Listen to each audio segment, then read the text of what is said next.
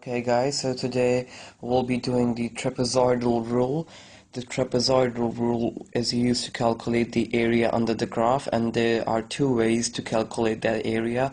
One is to integrate the graph with limits a to b, and the other one is to approximate it to delta x upon 2 bracket f of x0 plus 2 times f of x1 plus 2 times f of x2 plus 2 times f of xn minus 1 plus f of xn, and the formula for delta x is equal to b minus a upon x. Now we'll solve an example in which it will be all clear how to calculate these values.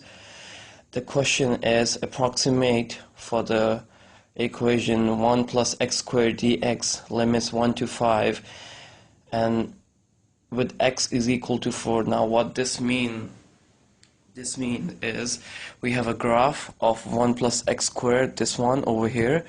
This is the graph for 1 plus x squared, and our limits are from 1 to 5. Now the question is asking us to make four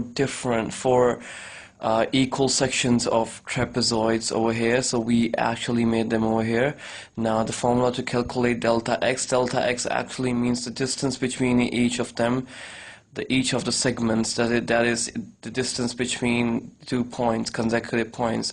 So we calculated this value by this formula that was b minus a, b being the excuse me, upper limit and a being the lower limit. So 5 minus 1 upon 4 equals to 4 upon 4 equals to 1. So I know that my first x now will be at 1, second will be at 2, third will be at 3, fourth will be at 4, and fifth one will be at 5.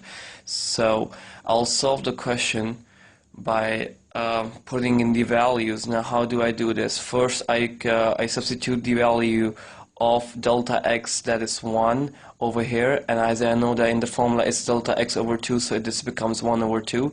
Then I get the function f of 1 from here. Okay, so I put it f of 1 over here. Then the second thing comes, which is 2 times f of x2. Okay, so I pulled in the value of 2 because my x1 is 2. Similarly, I plug in the values here.